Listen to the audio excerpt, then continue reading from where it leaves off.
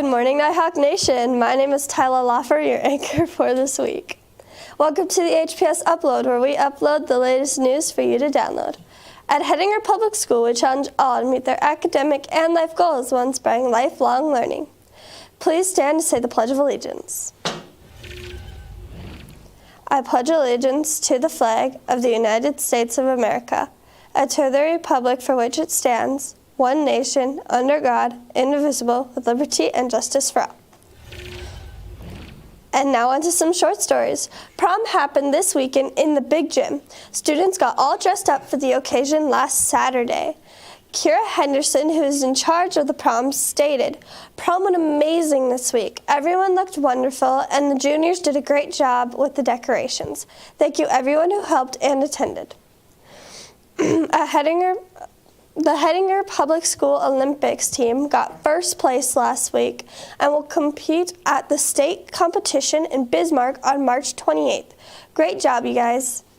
Last week, Miss Kennedy's kindergarten class were building windmills with Miss Block's STEM class students. The goal is to create a windmill that best runs a water pump. The kindergarten class also celebrated their 100th day of school. They used 100 cups to build things that had a great time doing it.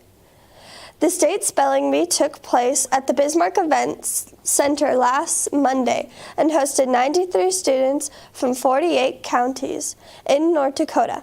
Out of those 93 students, 28 of them went to the final oral round. Our very own Ellie Burns placed 5th place. Great job, Ellie. Sorry about that. This Friday at 12:30, Hettinger Public School will be hosting the regional math meet. Across the many schools that will be visiting, there will be over 300 students competing in the big gym. Come on down to support your students or watch it live on our very own HPS stream team. Students and staff, if you have a short story you would like to put here on the school news, please let Mr. J or one of his video production students know. As an addition to the HPS upload, elementary students will be bringing you elementary announcements. Today's elementary student is Addie Glines. Thank you. Here are the announcements for today. Sorry. Breakfast and lunch for this week. Breakfast on Monday is assorted Danish with lunch pizza sandwich. Tuesday is sausage gravy wrap, and it's new. Lunch is taco and a bake. Wednesday breakfast is breakfast sandwich. Wednesday's lunch is chicken bowl. Thursday's breakfast is blueberry French toast bake. Lunch, hot ham and cheese. Friday breakfast is cinnamon twist. Lunch, sack lunch. Sun butter / jelly sandwiches. Silent reading will be the first period this week. Bring a book. Scrubs Camp. March 16th, open to all 10th through 12th graders interested in the medical field. If you are interested, please come to the office and pick up a paper from Kira.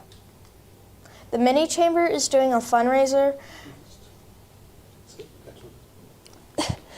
And those are the announcements for today. Back to Tyler.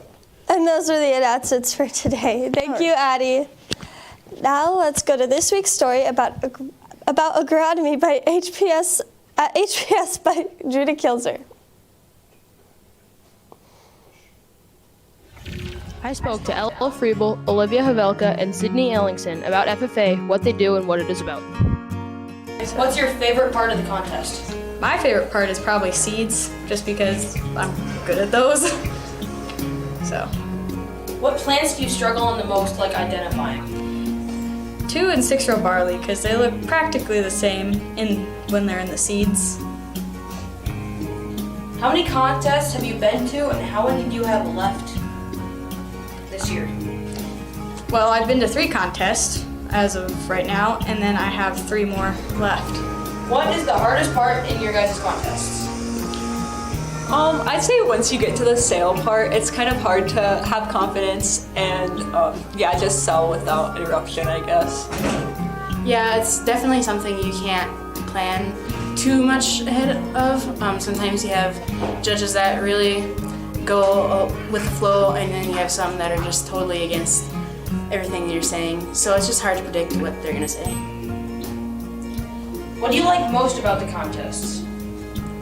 I guess I like how you get to learn like a real life skill, because even if you're not selling something, you can always sell like an idea to someone. So it's kind of fun to just get to learn different tips and tricks with that. Yeah, and egg sales, that's a really good contest to compete in if you're looking into sales or marketing. So if that's something you enjoy, it's a really good contest. Also, I really like it because it's something you can improve on each week. Whether you have a bad sale and you want to improve, you can fix it for the next week, or if you do poorly on a test, you can study for it and do better in the next weekend. How many people do you usually have to compete against within a contest?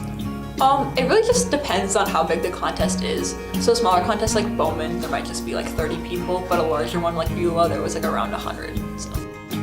Mr. Buckmeyer stated, "I would like to thank everybody again for making FFA Week a success. We hope you had some fun and learned a thing or two along the way. Additionally, I would like to wish the best of luck to all the students as the end of the school year comes into view." Weeks. What events are you guys competing in? Like I said, there's egg sales, agronomy, and livestock judging. It's usually a roughly 2-month period. Contests start early in February. And then, like I said, the livestock judges are just now joining us. We have a contest here in Hettinger coming up this weekend, and then we'll be in Kildare the next weekend, and then that following Monday we have state CD contests, and those will be in Minot. How is this year going for agronomy and egg sales competitions? So far, everybody's doing really good. Ella has been to 3 contests, I believe. She has come out as the top individual in 2 of those contests, so we're extremely proud of her. And Judah has been doing a great job as a young member in our chapter, bringing home several silver awards for us. What are you guys working to build on next year? Definitely something we want to work on next year is, first of all, having full teams. We are definitely looking for new members, and just making sure that everybody is involved in the different contests, and just making sure they're a little more prepared for sure is something that has been a challenge for us, especially with the busy season. Having to plan around sports and other extracurricular activities is just especially a challenge for some of those members that are very active in other things as well as FFA.